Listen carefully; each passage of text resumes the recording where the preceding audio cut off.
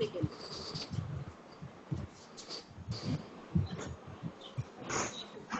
Thank you, Preeti.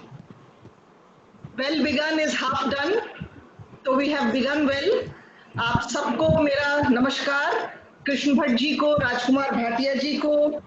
Vajpayee ji को, त्रिपाठी जी को, HK Sharma ji Allahabad के यूनिवर्सिटी के, सबको मेरा नमस्कार। और यहाँ जितने हमारे साथी जुड़े हैं, जो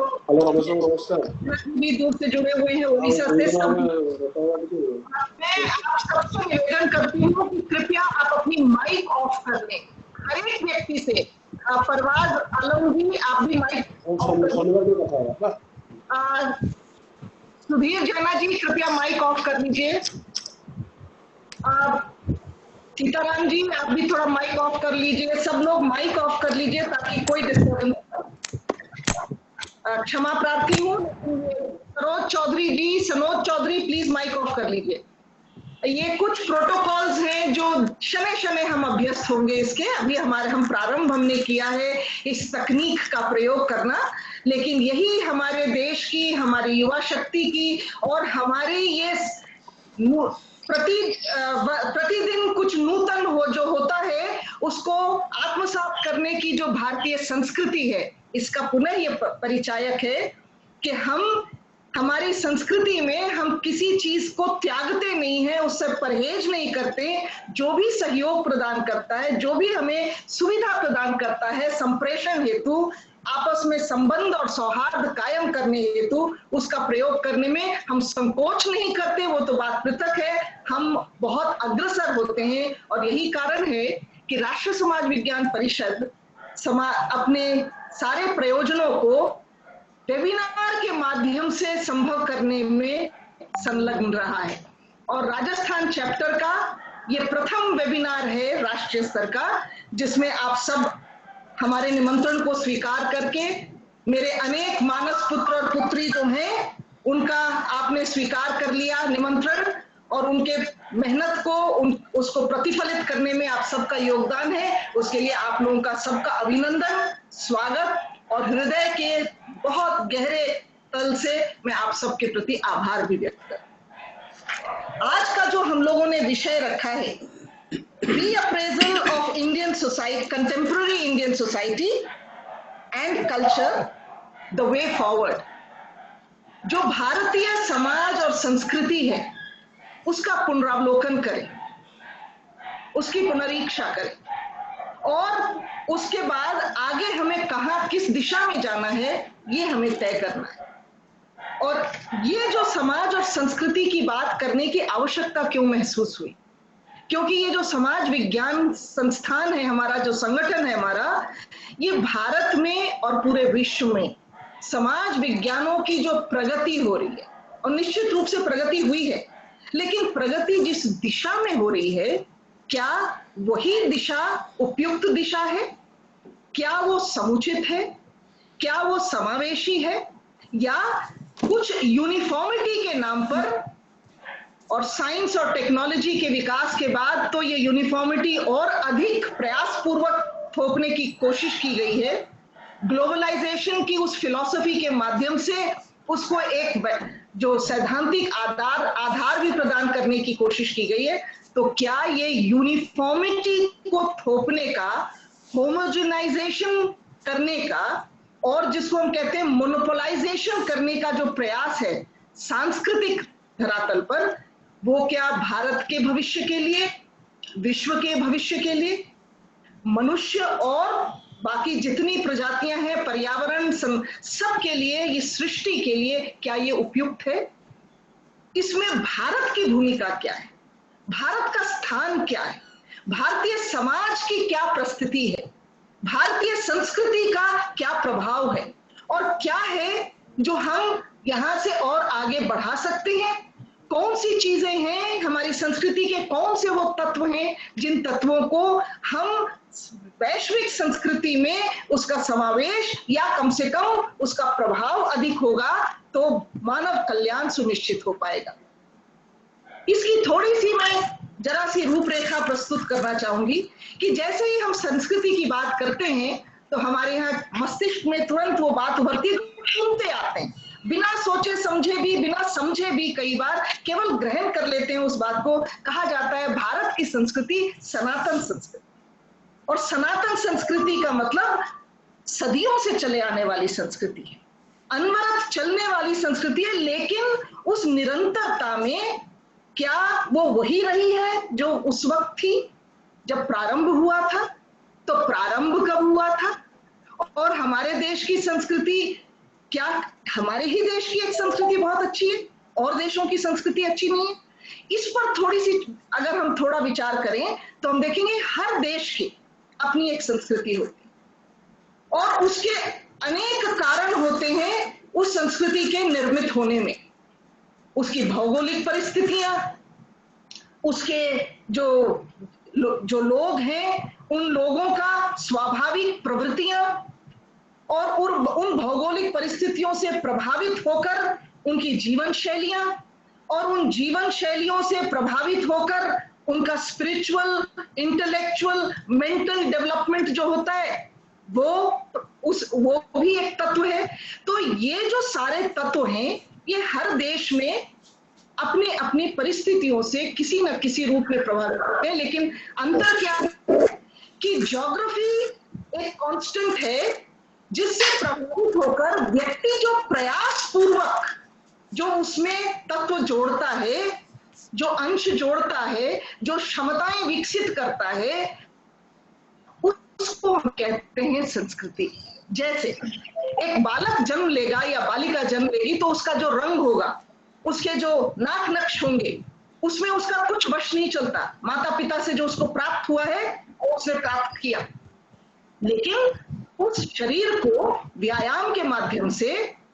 और दैनंदिन अपने भोजन, नियंत्रित भोजन करके, पौष्टिक भोजन करके, परिश्रम करके अगर वो बहुत अच्छा स्पोर्ट्समैन बनता है तो हम कहते हैं वो स्पोर्ट्समैन जो बना है उसमें उसका स्वयं का एंटरप्राइज है, उसके स्वयं के प्रयास हैं, और इसीलिए वो अन्य व्यक्तियों से जो उसी प्रकार के आकार प्रकार के होंगे लेकिन उसके गुणात्मक रूप से वो उनसे भिन्न है। तो जैसे ही हम इंडिविजुअल एंड कम्युनिटी एंडेवर्स, जिसको हम स्पिरिचुअल एंडेवर्स हमारे देश में हम स्वीकार करते हैं, जैसे उसको समाहित करते हैं तो फिर वो व्यक्ति एक अलग व्यक्तित्व के रूप में निर्मित होता है और वो समाज के लिए अनुकरणीय भी हो सकता है, प्रशंसनीय भी हो सकता है, और अगर वो दुर्गुणों का विकास कर लेता है तो त्याज्य हो जाता है। तो जैसे व्यक्ति पर ये चीज लागू होती है, ऐसे ही देश के संदर्भ में भी अगर हम देखेंगे, राष्ट्र के संबंध में भी इसकी कल्पना करते हैं तो देखते हैं कि ऐसा क्या रहा कि कहते हैं कि इजिप्ट, मेसोपोटामिया, बेबीलोनिया, ये जितनी पुरातन संस्कृतियां थी ये कहीं ना कहीं समय के गर्त में ये खो गई और वहां उस प्रकार की सनातनता देखने को नहीं मिलती जो भारत में होता है। उसके पीछे कारण क्या है और भारत में ऐसी क्या विलक्षणता है? यूरोप के देशों में देखेंगे, कई देशों की आपस में उनके भाषा की दृष्टि से, उनके रहन सहन की दृष्टि से काफी कुछ साम्यता even in the ancient times, लेकिन भारत का विलक्षण इसलिए है, और ये मेरी अपनी धारणा है कि हम जो बार बार हम वंदे मातरम से शुरू करते हैं, अपने देश को नमन करते हैं, पृथ्वी में पांव रखने से पहले उसको नमन करते हैं, क्योंकि हम और आप धन्य हैं कि ऐसे भूभाग पर जन्म लिए हैं, ऐसा भूभाग पूरे विश्व में नहीं है, और उस भूभाग के कारण हमारा जीवन इतना समृद्ध हम केवल भौतिक संदर्भों में नहीं, आध्यात्मिक संदर्भों में, मानसिक संदर्भों में, बौद्धिक संदर्भों में और अंतोगत्वा भौतिक संदर्भों में भी जो हम इतने समृद्ध हुए हैं, वो समृद्धि प्रकृति की कृपा, ऊपर वाले उस परमात्मा की कृपा, और हम आस्थावान लोग हैं कि हमारे देश का प्राकृतिक स्वरूप ऐसा है। कोई देश ऐसा नहीं है जिसमें नॉर्दर्न साइड में पोलर विंड्स को रोकने के लिए इतना लंबा 3500 किलोमीटर का एक हिमालयन रेंज है, जिस हिमालयन रेंज के कारण वो जो शीतल, जो बर्फीली हवाएं हैं उनको रोकने का कार्य करती है, आप नेचुरली प्रोटेक्ट करते हैं, और उस प्रोटेक्शन का परिणाम ये है कि ट्रॉपिक ऑफ कैंसर और कैप्रिकॉर्न में इक्वेटर के इतना निकट इतना बड़ा माउंटेन रेंज और कहीं नहीं है। और इस माउंटेन रेंज के कारण भारत को एक ऐसा संरक्षण प्रकृति के उस कठोरता जो पोलर विंड्स है उससे संरक्षण, और उसके कारण इतने बड़े पठार कि उन पठारों का बहुत कहते हैं एग्रीकल्चरल कन्वीनियंस हमारा इसलिए उत्पन्न हो पाया कि वो हिमालयन स्लोप्स और जो पठार प्लेन्स हैं गैंजेटिक प्लेन्स, उसके कारण भारत का पूरा जो प्राकृतिक दृष्टि से हम देखें वो इतनी उर्वर जमीन, हमें प्रकृति से संघर्ष नहीं करना पड़ा। और प्रकृति से संघर्ष नहीं करना पड़ा इसलिए हम अपनी पीपल है, शांतिप्रिय लोग हैं। प्रकृति से हमको संघर्ष न करके थोड़ी मेहनत से ही हमें इतने दैनंदिन जीवन की आवश्यकताएं पूरी होती रही। हमें बहुत मांसाहार करने की भी आवश्यकता नहीं हुई क्योंकि हम बहुत जल्दी एग्रीकल्चरल फार्मिंग में हम प्रगति कर पाए, और इसी का परिणाम है कि हम मानसिक रूप से, बौद्धिक रूप से, आत्मिक रूप से शांति प्रिय लोग हैं और लिव एंड लेट लिव की इस अवधारणा में विश्वास करते हैं। और इस लिव एंड लेट लिव की अवधारणा पश्चिम में इसलिए नहीं हो पाया क्योंकि वहां वो प्रकृति से संघर्ष करते रहे।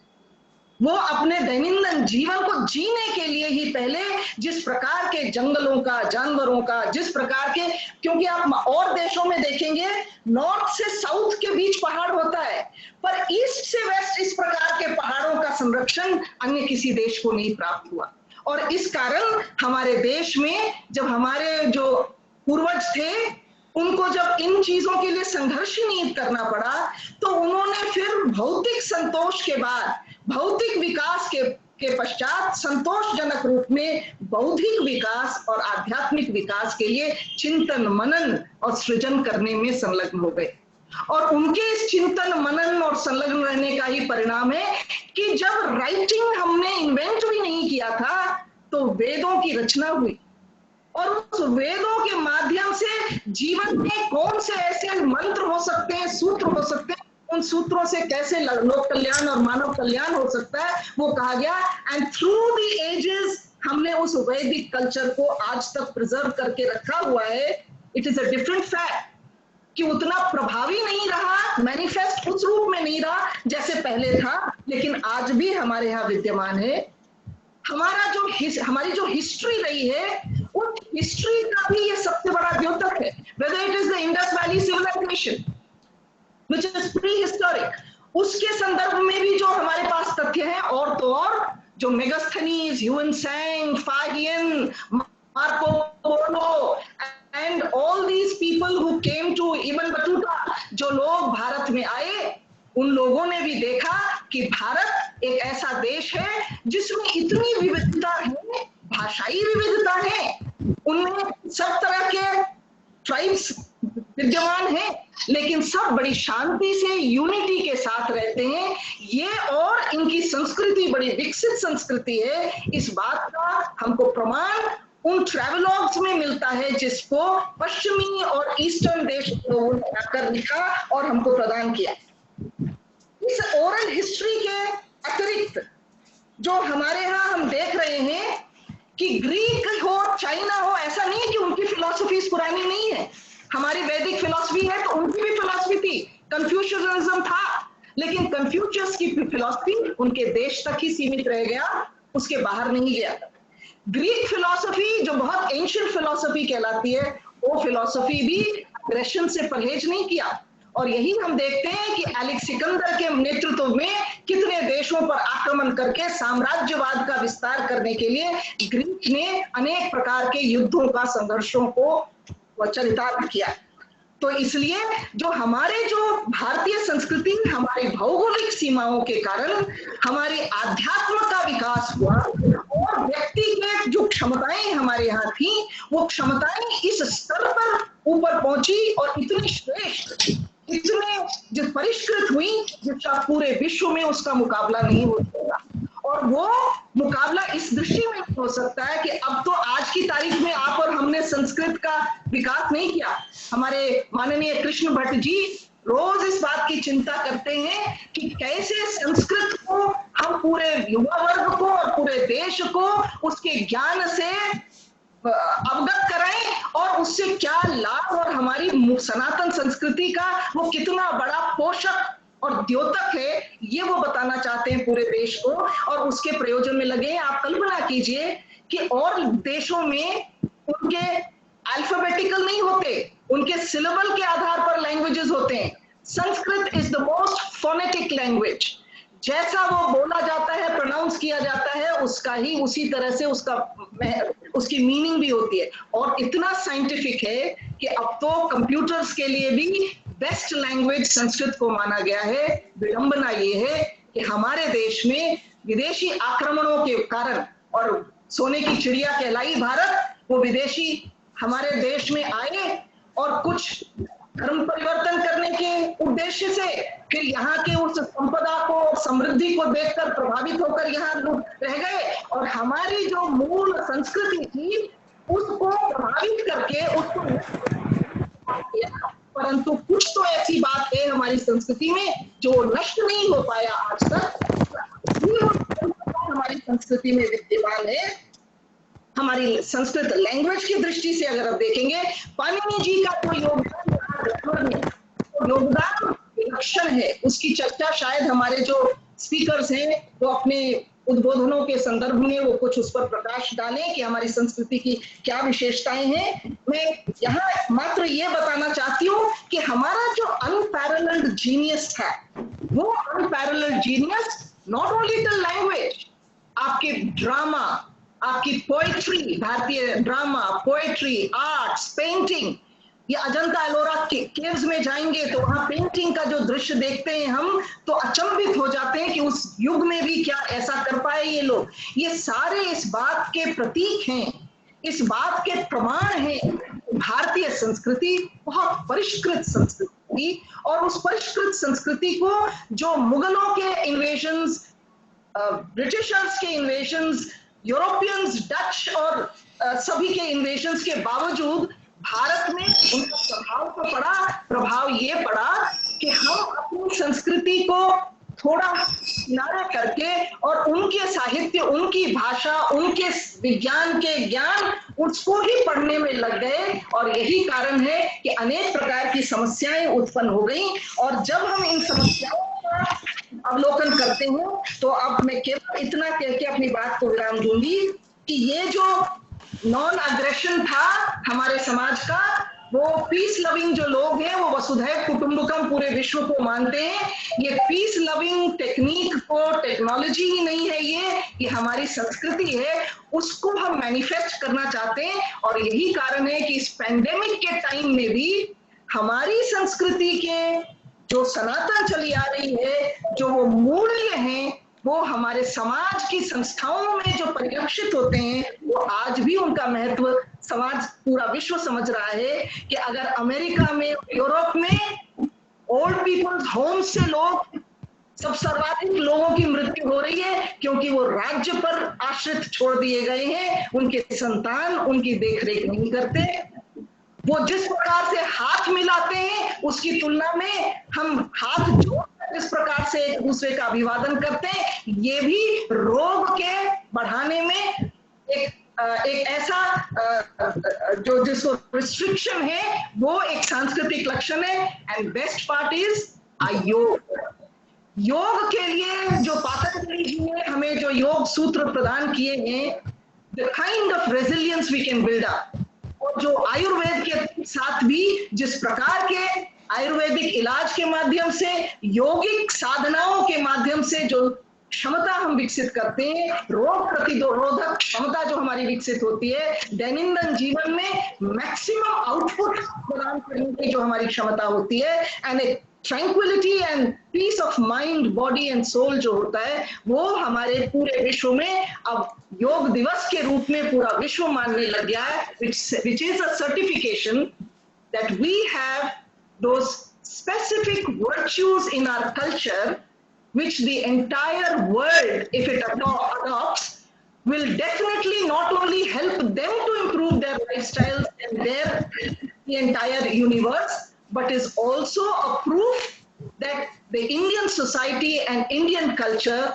has more virtues to give to the entire world than to adopt from the other worlds, other parts of the world. What is good in the name of science and technology जिस प्रकार uniformity लागू करने की कोशिश की गई है उससे हमें परहेज करने की आवश्यकता है और ये पैंडेमिक ने इसको एक्सपोज कर दिया है। तो ऐसे पैंडेमिक के टाइम पे कौन सी ऐसी सामाजिक संस्कृति हमारी ऐसी है, हमारे समाज की कौन सी ऐसी संस्थाएं हैं, परिवार जो हमारा मूल इकाई है वो किस प्रकार से सुरक्षित और संरक्षित रह सकता है, और वो हम ये शिक्षा और लोगों को कैसे दे सकते हैं, हमारे ग्राम जो सामाजिक जीवन के मूल इकाई है उनको और समृद्ध और जीवंत कैसे बना सकते हैं, इन सब के विषय में विचार विमर्श करें कि हम रीअप्रेजल करें हमारे अपने समाज और संस्कृति। What is it that we can give to the entire world, what is it that we need to abandon for the modern times, and what is it which will be beneficial for you and me,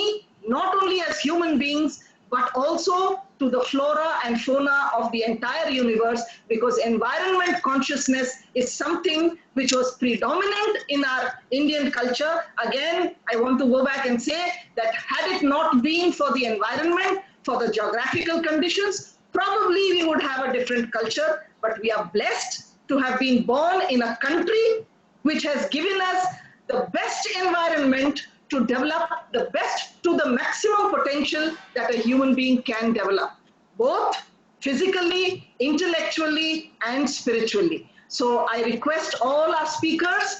to throw some light on these aspects, and I know that all those who are sitting here, जो भी audience में हैं, participants हैं, we are all eager to devour everything that you can give us,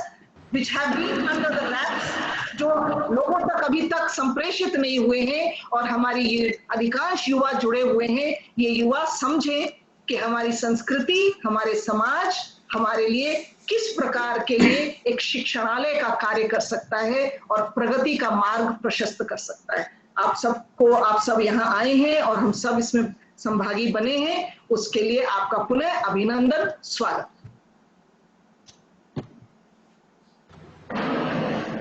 धन्यवाद ma'am. अब मैं miss पूर्वा भट्ट जी को हमारे प्रथम मुख्य वक्ता, हमारे आदरणीय परम आदरणीय professor PV Krishna Bhatt sir का के परिचय हेतु आमंत्रित करती हूँ।